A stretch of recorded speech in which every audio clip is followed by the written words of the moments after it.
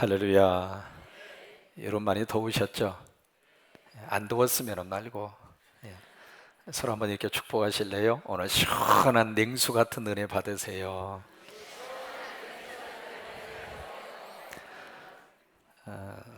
오늘 주일 오후 5시에 아프리카 탄자니아 지역으로 우리 선교팀이 출발을 합니다. 아프리카 선교하면은 꼭 빼놓을 수 없는 인물 한 분이 있습니다. 누구냐면 데이비드 리빙스턴이라고 하는 분입니다. 이분은 19세기 초에 아프리카 지역에 들어가서 그 원주민들을 품고 일생을 그곳에서 선교를 위해서 헌신을 하셨고, 그곳에서 하나님의 부르심을 받을 때까지 자신의 모든 생명과 자신이 할 수 있는 모든 것을 송두리째 바친 하나님의 종이 데이비드 리빙스턴이라고 하는 그분입니다. 편하게 살 수 있는 조건과 환경을 다 가지고 있었음에도 불구하고 오직 하나, 그들의 영혼을 위해서 복음을 가지고 선교적인 그 사역에 뛰어들어갔고, 그 당시만 하더라도 맹수들이 들끓고 있는 아프리카 밀리엄 지역, 또 하나 식인종이 들끓고 있었던 그 현장, 그 당시만 해도 그런 아프리카였죠. 그곳에 목숨을 걸고 정말로 하나님의 사랑으로 그들을 품고 아프리카 지역에 복음화 되어줄 수 있도록, 그래서 아프리카 미션 선교에 불을 지핀 분이 데이비드 리빙스턴이라고 하는 그분입니다. 이분이 1873년 3월 19일 그 기간에 리빙스턴의 생일입니다. 그 생일날 이 세상을 떠나기 전에 마지막에 데이비드 리빙스턴이 남긴 일기가 있습니다. 그 일기에 뭐라고 일기를 썼느냐면 다음과 같습니다. 오늘은 나의 생일이다. 나의 예수여, 나의 왕이여, 나의 생명이여, 나의 모든 것이여, 오늘 기하여 다시 나를 바칩니다. 자비하신 하나님 아버지, 나를 받아 주소서. 독생자를 나에게 주셨는데 이 못난 것 아무것도 아니지만 몽땅 바치오니 받아 주시옵소서. 아멘. 주님이시여, 아멘. 이것이 그분이 이 세상에 마지막 남긴 일기였습니다. 이 일기를 끝으로 리빙스턴이 하나님의 부르심을 받는데, 나중에 그분이 돌아가신 다음에 시신을 발견했을 때 그는 무릎을 꿇고 기도하는 모습으로 하나님의 부름을 받습니다. 그러니까 기도하다가 천국 가게 된 거죠. 저와 여러분도 그랬으면 좋겠어요. 기도하다가 하나님께서 나를 부르시고, 예배드리다가 하나님께서 나를 부르시고, 그런 모습으로 이제 리빙스턴이 하나님의 부르심을 받았는데, 그러고 나서 이제 그 다음에 원주민들이 이 시신을 어떻게 할까 서로 같이 모여서 합의를 하고 기도하는 가운데 참 독특한 모습으로 그의 시신을 정리를 합니다. 먼저 심장을 꺼내서 그분이 돌아가신 바로 옆에 있는 큰 나무 밑에다가 묻습니다. 적어도 당신의 심장은 아프리카 속에 영원히 뛰게 하소서, 뭐 그런 마음을 가지고 심장을 거기다가 나무 밑에다가 묻고, 그러고 나서 그 시신을 미이라처럼 밖에다가 놓고 말립니다. 무슨 뭐 냉동 시스템이 발달되어 있지 않던 시절이었기 때문에 시체가 부패할 수 있는 가능성이 있잖아요. 그래서 미이라처럼 밖에다가 놓고 이것을 말려서 그 다음에 이 시신을, 적어도 이 시신만은 조국 영국으로 보내서 장례식이 이루어졌으면 좋겠다, 그 생각을 가지고 그 아프리카 원주민들의 그 시신을 무려 2,500km를 운군을 합니다. 운구를 해서 해안가까지 모셔와요. 비행기가 없었기 때문에 배를 타고 그쪽으로 보낼 수밖에 없잖아요. 그래서 그 배를 탈 수 있는 그곳까지 무려 2,500km를 그 원주민들이 리빙스턴의 시신을 운구를 해서 그 시신이 영국으로 오게 됐고, 영국에서 그분을 국장으로 장례식을 치른 다음에 아시는 웨스트민스터라고 하는 그 사원에다가 그분을 안치를 하게 됩니다. 그러고 나서 이제 그분의 묘비에다가 참 인상적인 내용을 다 묘비에다가 그렇게 기록을 했어요. 뭐라고 거기에 써져 있느냐면, 이게 데이비드 리빙스턴의 묘비명입니다. 이 사람에게는 조사가 필요 없다. 여러분, 누군가가 돌아가시면은 우리가 슬픔의 조사를 할 때가 있잖아요. 그러나 이 리빙스턴에게는 조사가 필요 없다. 그는 하나님의 사랑에 응답하였고, 응답이라고 하는 것은 아멘입니다. 철저하게 리빙스턴은 하나님의 사랑에 대해서 레스판스 아멘을 보였고, 또 하나, 하나님의 사랑에 대해서 응답하다가 이 세상을 떠나 죽었다. 이것이 리빙스턴의 묘비에 쓰여져 있는 묘비명입니다. 여러분, 무엇이 그로 하여금 그를 선교사의 삶을 살도록 그렇게 이끌었고, 무엇이 그로 하여금 아프리카 지역까지 갈 수밖에 없도록 만들었을까?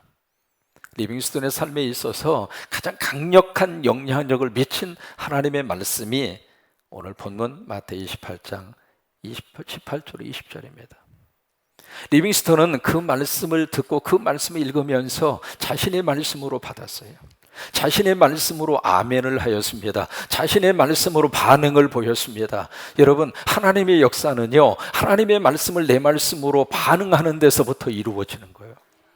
그 말씀 듣고 잊어버릴 수도 있고, 그 말씀 나와 상관이 없다고 생각할 수도 있고, 그 말씀 철저하게 내가 거부할 수도 있거든요. 그런데 적어도 리빙스턴은 그 하나님의 말씀을 들으면서 그 말씀 앞에 신앙적인 레스판스, 반응을 보인 거예요.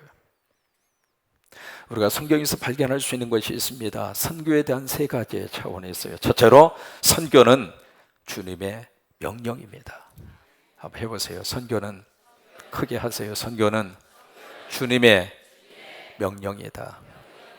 다른 사람의 명령이 아니라 하나님의 명령이고 예수님의 명령이고, 그래서 예수님이 부활하신 다음에 무려 11번 나타나시거든요. 근데 11번 나타나신 것 가운데 8번이 예수님의 오더입니다. 예수님의 명령이에요. 그 예수님의 명령의 가장 중요한 내용이 바로 뭐냐면 미시온입니다. 선교하라 이거예요. 복음을 전하라는 거예요. 이것이 예수님이 부활하시고 나서 제자들에게, 거기 있는 수많은 군종들에게 마지막으로 예수님이 남기신 8가지 말씀 가운데 주제가 선교예요. 오늘 마태 28장도 마찬가지잖아요. 가라, 모든 족속으로 제자를 삼아 아버지와 아들과 성령의 이름으로 세례를 주고 내가 너에게 분부하고 가르쳐 모든 것을 가르쳐 지키게 하라. 이게 뭐예요? 선교하라 그 말이에요. 근데 마가복음도 마찬가지예요. 마가복음 16장 15절에 보시면은 너희는 온 천하에 다니면서 복음을 전하라. 선교잖아요. 근데 누가복음도 마찬가지입니다. 바로 너희는 십자가와 부활의 증인이라. 증인이라고 하는 그 말씀은 선교하라 그 말이거든요. 근데 요한복음도 마찬가지예요. 거기에 베드로에게 3번 질문을 던지잖아요. 네가 나를 사랑하느냐? 내가 주님을 사랑합니다. 내 양을 먹이라. 두 번째 똑같은 질문을 해요. 그때 내 양을 치라. 세 번째 똑같은 질문을 던지고 나서 예수님 베드로에게 내 양을 먹이라. 거기에 내 양을 먹이라, 내 양을 치라, 내 양을 먹이라. 무슨 말이야? 선교하라 그 말이에요. 그래서 이 선교는 철저하게 누구 명령이냐면, 누구 명령? 예수님 명령. 담임 목사가 하자고 해서 할 수 있는 것이고, 교회가 선교적인 방향으로 가니까 꼭 해야 되고, 그런 문제가 아닙니다. 그런 차원을 뛰어넘어서 하나님이 우리에게 주시는 오더, 하나님이 우리에게 주시는 명령, 그 명령이 바로 뭐냐면 미션, 선교하라 이 말이에요. 우리가 교회에 와서요, 새로운 호칭 하나를 배우게 되는데, 그것이 바로 뭐냐면 예수님을 주여라고 부르는 호칭이에요. 그래서 우리가 기도할 때도 주여 삼창하잖아요. 한번 해볼까요? 주여! 이렇게 나오잖아요. 여러분, 미국 사람들이 이렇게 모여 있을 때 우리가 주여 삼창하고 기도하자고 그러면 눈만 꺼벅꺼벅거려요. 그게 무슨 말인지를 몰라요. 적어도 우리 한국 교인들에게 있어서는 기도에 대한 독특한 하나님이 주시는 트레이드 마크 중에 하나가 이 주여라고 하는 호칭이거든요. 그래서 주여 부르짖고 나면 기도가 터지고 영혼이 터지고 하늘의 역사가 나타나고, 그러면서 우리 영적으로 풍요로운 삶을 살게 하는 호칭 가운데 하나가 주여라고 하는 이 호칭인데, 이 주여라고 하는 외침 속에 어떤 의미를 담고 있느냐면, 그때의 주여는 주인 주자입니다. 영어로 말하면 Lord, 헬라어로 말하면 Kyrios. 무슨 이야기냐면, 우리가 예수님을 주여라고 부르는 순간 예수님이 나의 오너이다 이 말이에요. 예수님이 나의 메스터, 주인이라고 하는 뜻이에요. 그 의미를 담고 우리가 주여 그렇게 부르는 거예요. 그러면 예수님이 나의 오너가 되시고 나의 주인이 되시면 나는 누구예요? 그 예수님의 속한 종이라 이 말이야. 서번트라고 하는 거예요. 그러면서 지금 현대적인 말로 말하면 예수님이 오너이고 나는 임플로이, 종업원이라 이 말이에요. 그러면 종업원은 누구 오더를 받아야 돼요? 주인 오더를 받아야죠. 주인이 오더가 떨어지면 종업원은 그 오더대로 해야 할 의무가 있는 거예요. 만약에 주인이 이것을 하라 그렇게 오더를 내렸는데 하기 싫어요. 그러면 자기가 딴 살림 차려야죠. 그러기 싫으면은 그 주종과의 관계 속에서 철저하게 오너가 오더를 내리는 대로 인플로이 종업원은 따르고 순종하고, 감정이 맞든 틀리든 내 생각하고 맞든 틀리든 그 오더대로 움직이고 그 명령대로 해야 할 의무가 인플로이 종업원에게 있는 것처럼, 우리가 예수님을 주여 그렇게 부르는 순간 예수님이 말씀하시는 대로 해야 할 의무가 우리에게 있다 이 말이에요. 인정하시면 아멘. 그러니까 이 선교는 다른 사람의 명령이 아니라 누구 명령? 예수님 명령. 예수님 명령이에요.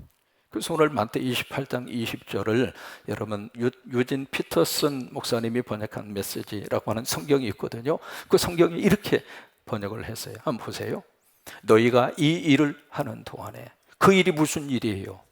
가라 이 말이에요. 가. 여기서 은혜 받고 여기서 스테이 하지 말고, 여기서 은혜를 받고 여기가 쫓아오니 하고 여기다가 둥지를 틀고 초막셋을 짓고 여기에 안주하지 말고 가라는 거예요. 여러분 교회에서 말씀을 받으시고 가정으로 가시고, 은혜를 받으시고 삶의 현장으로 가시고, 여기서 복을 받으시고 세상으로 가시고, 여기서 하나님의 거룩한 성령을 받으시고 여러분의 삶의 자리로 가시고 가라는 거예요. 가서 뭘 하느냐? 아버지와 아들과 성령의 이름으로 세례를 주고, 그것이 바로 make disciple, 제자 삼는 제자 사역이잖아요. 그 제자 사역의 가장 중요한 내용이 바로 미션, 선교라 이 말이에요. 그래서 다시 한번 보여줘 보세요. 바로 20절의 말씀이 그 말씀이에요. 너희가 이 일을 하는 동안에, 하나님이 기뻐하는 선교를 하는 동안에, 이 시대가 끝날 때까지 날마다 하루도 빠짐없이 내가 너희와 함께 있을 것이다. 여러분 퀴즈를 하나 내겠습니다. 라면 중에서 가장 멋지고 가장 아름답고 가장 값진 라면이 뭘 것 같아요? 1번지, 200냥, 삼양라면, 사발면, 500냥, 육개장, 칠보면, 어떤 라면이 가장 맛있고 가장 우리 속에서 정말로 행복하게 해주는 라면이 무슨 라면일 것 같아요? 주님과 함께 라면. 이 라면이 최고로 맛있어요. 여러분 주님과 함께라면 무더위 속에서도 행복하게 살 수 있어요. 주님과 함께라면 고통 속에서도 희망을 말할 수 있고요. 주님과 함께라면 다시 한번 일어설 수 있는 힘이 생기게 되어져 있고, 주님과 함께라면 북한의 위험 속에서도 하나님 우리 민족을 지켜주셔요. 그래서 라면 중에 최고로 좋은 라면은 무슨 라면? 주님과 함께라면. 그러니까 주님이 언제 우리와 함께 하실까? 주님이 기뻐하는 그 일을 하는 동안. 그래서 신학자 에밀 브루너라고 하는 사람이 선교에 대해서 이렇게 이야기합니다. 나무에 불이 붙음으로 불이 있는 것처럼 주님의 명령이신 선교에 의해서 교회는 어떻게 해요? 존재한다 말이에요. 그러니까 교회에 선교라고 하는 불이 꺼져버리면 교회는 존재 이유가 없다 이 말이에요. 세들백 교회라고 하는 교회를 세워서 세계적인 그런 교회로 이룬 닉 워런 목사님이 계세요. 그분이 쓴 책 가운데 목적이 이끄는 삶이라고 하는 그 유명한 베스트셀러 그 책을 쓰셨잖아요. 그분이 건강한 교회가 어떤 교회인가라고 하는 것을 이렇게 이야기합니다. 건강한 교회는 목적을 잃어버리지 않는 교회다. 목적을 상실한 교회는 건강한 교회가 아니에요. 여러분 차에 시동을 걸고 어딘가 가고 싶어서 출발을 했는데 목적지가 없어요. 그처럼 황당한 게 어디가 있어요. 그런 것처럼 교회에 있어서 가장 중요한 것은 왜 하나님이 이 교회를 세우시고 하나님이 왜 나를 부르시고 하나님이 저와 여러분을 부르신 줄로 믿습니다. 그렇게 인정하시면 아멘. 그래요. 하나님이 나를 부르셔서 하나님의 자녀로 삼아주셨는데 거기에는 하나님의 가스퍼포, 하나님의 목적이 있다고 하는 거예요. 그러니까 건강한 교회는 그 목적을 잃어버리지 않는 교회다. 그런데 그 교회의 목적이 바로 무엇인가? 영혼 구원. 다시 한번 보여줘봐요. 영혼 구원, 즉 전도와 선교라고 그랬어요. 그 교회의 목적이라고 해요. 그래서 선교는 누구 오더? 주님의 오더, 하나님의 명령이에요. 그래서 우리가 선교하는 거예요. 두 번째로 선교는 거룩한 성령의 역사가 뜨겁게 이루어지는 현장이 선교입니다. 따라서 한번 해보실까요? 선교는 성령 현장이다. 사도행전 전체의 1장에서 28장까지 전체의 사도행전을 다 떠받치고 붙들고 있는 가장 중요한 구절이 사도행전 1장 8절이에요. 오직 성령이 너희들에게 임하시면 너희가 권능을 받고 예루살렘과 유대와 사마리아 온 땅끝까지로 내 증인이 될 것이다. 거기 증인이라고 하는 말을 지금 우리식으로 말하면 선교예요. 선교. 그러니까 성령 받으면 어디로 가는가? 선교의 역사가 나타나요.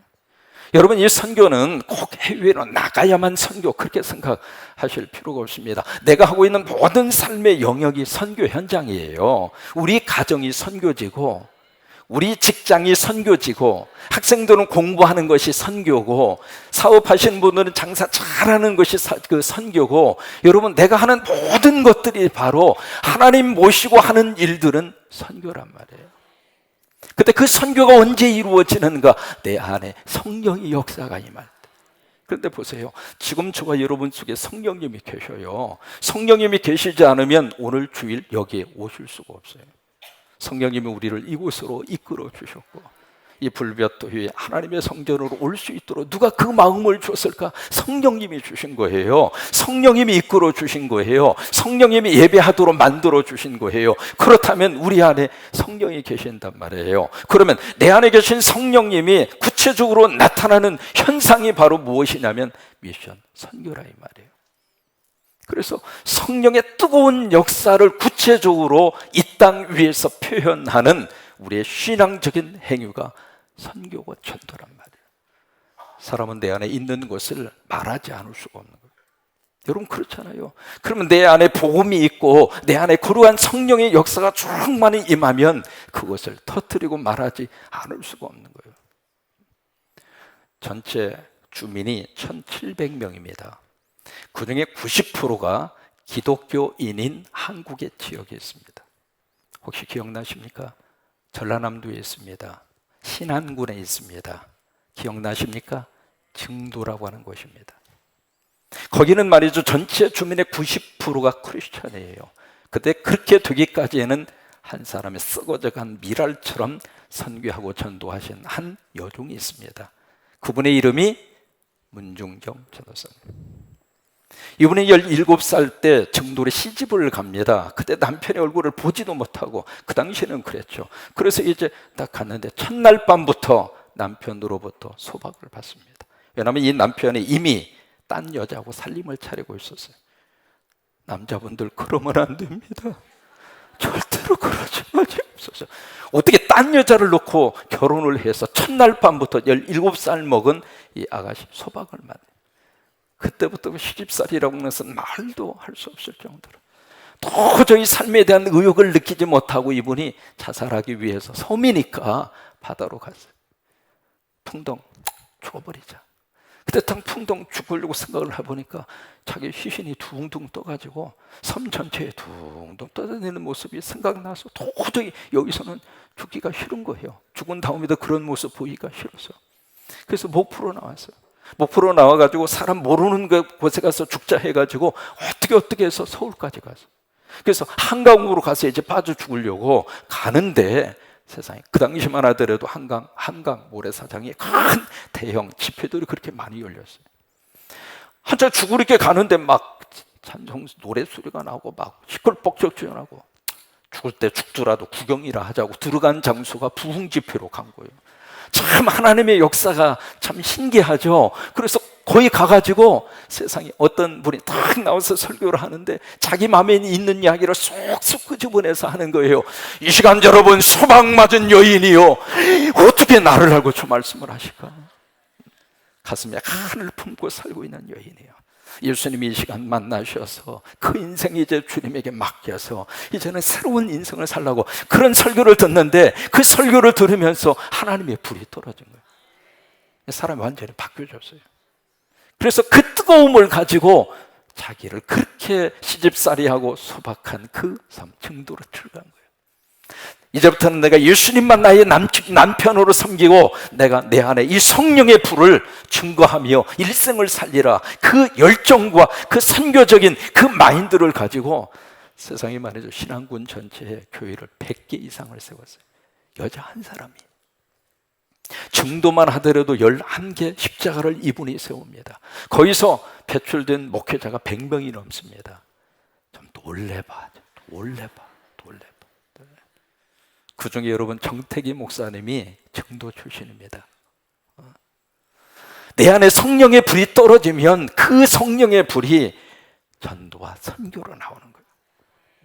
선교학자 가운데 밥 스조그렌이라고 하는 분이 계세요. 이름이 참 독특하죠. 밥 스조그렌이라고 하는 선교학자가 인상적인 말을 우리에게 해줍니다. 뭐냐면 만약에 교회와 성도가 사도행전 1장 8절의 말씀에 그 명령에 순종하지 않으면, 다시 말해서 성령 받고 복음 증거하지 않으면 그 말이에요. 거기서 순종하지 않으면 사도행전 8장 1절에 박해와 흩어짐의 역사가 일어날 것이다. 꼭 기억해야 할 말씀이에요. 사도행전 8장에 가서 보시면 예루살렘 교회에 큰 박해가 일어나가지고 거기에 있었던 모든 성도들이 다 뿔뿔이 흩어져요. 여러분, 선교는 성령 받은 자의 증거입니다. 그래서 우리가 선교하는 거예요.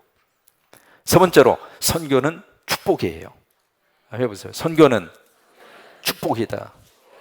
함석헌 씨가 쓴 책이 있습니다. 뜻으로 본 한국 역사. 원래 그 책의 제목은요, 성서적 입장에서 본 한국 역사입니다. 그분이 한국의 역사를 성서적인 관점에서 쭉 살펴보고 나서 그가 내린 결론은 한국의 역사는 고난이다. 참 우리 민족처럼 고난에 시달린 민족이 없어요. 밑에서 치면 얻어 터지고 위에서 치면 그냥 얻어 터지고 옆에서 쳐도 얻어 터지고. 여러분, 지금도 그래요. 지금도. 여러분, 우리 지금 뜨거운 감자로 떠오르는 이 사드 문제를 어떻게 누가 해결할 수 있습니까? 우리 생각으로 우리 스스로가 결정을 해서 우리가 안 놓았으면 좋겠다 해서 안 놓을 수 있으면 얼마나 좋겠느냐고. 그러니까 지금도 어떤 면에서 우리 한국의 역사는 고난의 역사의 한 틈바구니 속에 있어요. 그런데 이 고난의 역사로 흐르고 있는 이 한국 역사 속에 하나님이 120년 전 선교사님들을 보내서 이 땅에 복음을 주셨어요. 예수 그리스도를 주셨어요. 십자가를 주셨어요. 그러면서부터 한국의 역사가 달라집니다. 어떤 역사가 달라지게 됐는가 몇 가지 말씀드릴게요. 첫째로, 한글 보급이 이루어졌습니다. 지금 한국이 문맹률 0%예요. 그게 무엇을 통해서 그렇게 이루어지게 됐는가? 성경을 통한 한글 보급이에요. 참 저는 신기한 일을 많이 봤습니다. 지금도 기억해요. 김일로미 권사님이 계시는데 이분은요, 국민학교 간 적이 없어요. 한글을 배운 적이 없어요. 근데 성경을 줄줄줄 읽어요. 근데 신문을 갖다 주면 몰라. 그러니까 다 성경을 보니까 하나님이 눈을 열어주신 거예요. 성경을 읽을 수 있도록 그런 식으로 해서 이 한글을 깨우쳐 주신 거예요. 그래서 지금 한국의 문맹률 0% 성경 때문에 한글 보급이 전 국민으로 확산되도록 그 일을 누가 했는가? 교회와 복음이 그렇게 해준 거예요. 두 번째로, 학교를 세워주고 병원을 세워주고. 처음에 여러분 이 땅에 신신학문을 배울 수 있도록 학교의 기초를 놓아준 사람들이 다 선교사님들이에요. 신학교도 선교사님들이 세웠잖아요. 그러니까 그 선교사님들을 통해서 공부할 수 있는 여건을 그렇게 마련을 해준 것이 복음이고 선교사님들이에요. 또 하나, 병원. 여러분, 서울에 세워진 병원 이 다음에 이남에, 한강 이남에 가장 먼저 세워진 병원이 예수병원이에요. 선교사님들이 세워줬어요. 그분들을 통해서 환자들이 치유함 받을 수 있도록. 이게요, 선교를 통해서 이 땅에 주신 하나님의 거룩한 축복이에요. 세 번째가 경제적인 성장입니다. 1961년도 한국의 국민소득이 80달러였습니다. 지금부터 정확하게 55년 전에 그 당시에 동남아시아 전체 평균 국민소득이 300달러예요. 4배가 뒤져 있었습니다. 먼 과거적인 이야기가 아니거든요. 불과 55년 전에 한국은 세계 최대 빈곤 국가 중에 3번째였어요. 참 가난한 시절이었습니다. 저는 지금도 어린 시절 잊을 수가 없습니다. 아침에요, 밥상에 딱 들어오면 밥을 보면서 인상을 팍 쓰는 거예요. 아이고, 이걸 또 먹으라고 하는가. 왜냐하면 시래기밥, 무밥, 고구마밥. 제가 살던 동네가 산골짜기가 아닙니다. 전라북도 김제군 봉남면 행촌이 4구 4번지. 이게 호남 평야 끝자락에 있는 마을이에요. 그 마을에 그래도 농사를 짓고 있는데 먹을 쌀이 없으니까. 쌀은 없지, 밥은 먹어야 되지. 식구는 많지. 왜요? 6형제에다가 할아버지, 할머니, 아버님, 어머니 해보니까 10명밖에 안 됐어요. 아침에 밥상이 3개가 들어옵니다. 그러면 밥을 딱 보는 순간 인상 팍 쓰는 거야. 아유, 오늘 또 시래기밥. 그거라도 먹어야 되니까. 그래서 시래기밥, 무후밥, 고구마밥. 그런데 그 중에 제일은 고구마밥이라. 고구마밥은 그래도 좀 달짝지근하거든요. 그래도 그건 좀 먹을만 하지만 세상에, 가장 싫은 거 하나 있었어요. 학교 가서 점심시간에 도시락 까먹는 거, 그처럼 싫은 게 없었어요. 시커먼 꽁보리밥. 이게 정미소에서 말이죠, 몇 번, 서너 번 더 정미를 해서 돌리면 보리쌀도 좀 하얗게 돼요. 근데 그 당시에는 조금이라도 양을 많게 하기 위해서 조금밖에 안 돌렸거든요. 아는 분만 고개 끄덕끄덕. 그래서 이 보리밥이 시커매요. 그 시커먼 보리밥을 도시락에 딱 해서 위에다가 김치 서너 조각 해가지고 학교에 딱 가면은 비빔밥이 이미 돼버렸어. 이 뚜껑을 열고 이게 먹으려고 그러면은 옆에 있는 친구는 흰밥, 쌀이 좀 섞여 있어. 자존심이 얼마나 상하는. 그래서 아침마다 식사할 때 눈독을 들이는 것이 할아버지. 할아버지 밥은 그래도 흰쌀밥. 내가 그때 내 마음에 소원이 있습니다. 빨리 할아버지 되어서 쌀밥 먹어야지. 그러면 그 쌀밥을 이렇게 잡수시다가 할아버지가 한 숟갈에도 남겨놓으시잖아요. 그러면 잽싸게 그것을 갖다가 꽁보리밥, 도시락, 우를 덮는 거예요. 근데 오늘 이렇게 보면은 한 숟갈 남았는데 물을 말아버려. 심쿵. 그렇게 살았어. 여러분, 이것이 남의 이야기가 아니잖아요. 지금 다 경험한 분들이 많이 계시잖아요. 저희 세대에 겪었던 이야기 아닙니까? 그렇게 살던 우리 민족이 불과 50년 만에 국민소득 2만 달러. 지금 이런 나라가 어디가 있습니까? 무엇 때문입니까? 여러 가지 많은 요인이 있습니다만은 이 땅에 선교사님 통해서 복음이 들어오고 십자가가 세워지고 열심으로 새벽 기도하고 열심으로 선교하고, 우리처럼 선교 열심히 하는 민족이 없어요. 개척교회에서 금방 나온 헌금, 교회 운영도 힘든데 털털 털어서 선교 헌금으로 바치고. 제가 이 교회에 와서도 그런 너무 생명과 같은 선교 헌금 바친 분들 많아요. 하나님께서 그런 마음을 주신 거예요. 그런데 그 마음이 하나님의 복을 받을 만한 마음이에요. 제가 하나 믿는 게 있습니다. 이 선교적인 사명을 우리 민족이 잊어버리지 않는 한 하나님이 우리 민족 버리지 않습니다. 북한으로부터도 하나님이 막아주시고 하나님이 역사하시고. 왜요? 하나님이 좋아하는 일을 하는데 하나님이 내버려 두겠느냐고. 그래서 여러분, 선교는 축복이에요. 축복.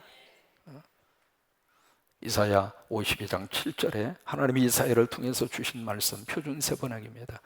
같이 한번 크게 읽습니다. 시작. 아니, 감탄사 있는데 놀랍고도 반가워라. 이래가지고는 감탄사에 맛이 안 나죠. 감탄사가 있으니까. 시작.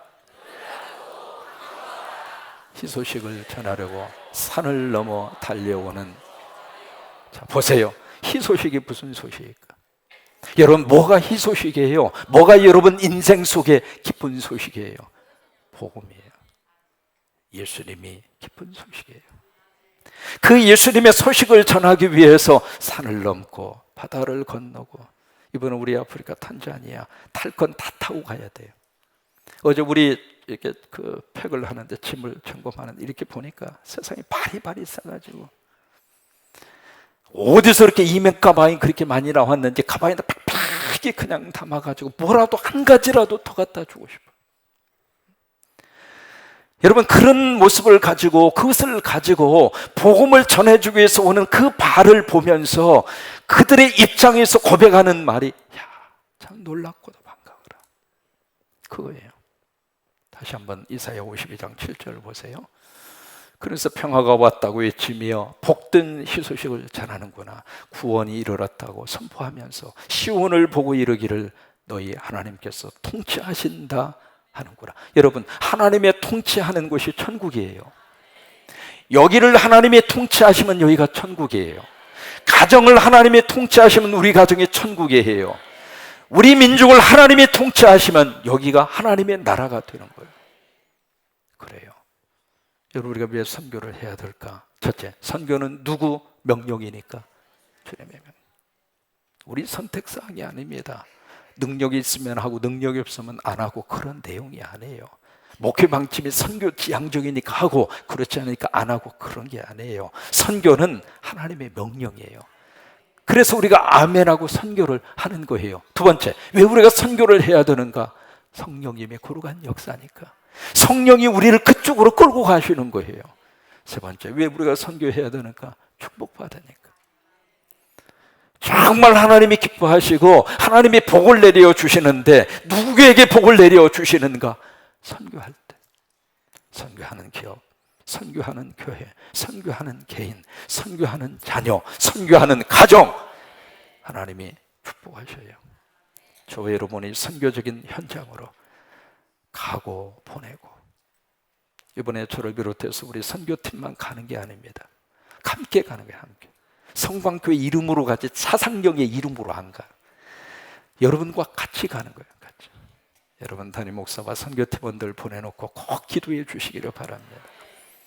먼 길이고 쉽지 않는 여정이고 또 하나님이 도와주셔야 되고, 사람이 먼 길 떠나면서 다녀오겠습니다, 그 말을 할 수 있는 자유는 있을지 몰라도 다녀온다, 보장받고 떠나는 사람 아무도 없어요. 그런 각오로 가는 거예요. 여러분, 담임 목사 보내놓고 위해서 많이 기도해 주시기를 바라고, 더 새벽기도단 나오셔서 뜨겁게 기도해 주시기를 바라고, 그래서 현장에 있는 사람이나 여기 있는 분이나 똑같이 선교 현장의 축복을 누릴 수 있게 되기를 주의 이름으로 축원합니다.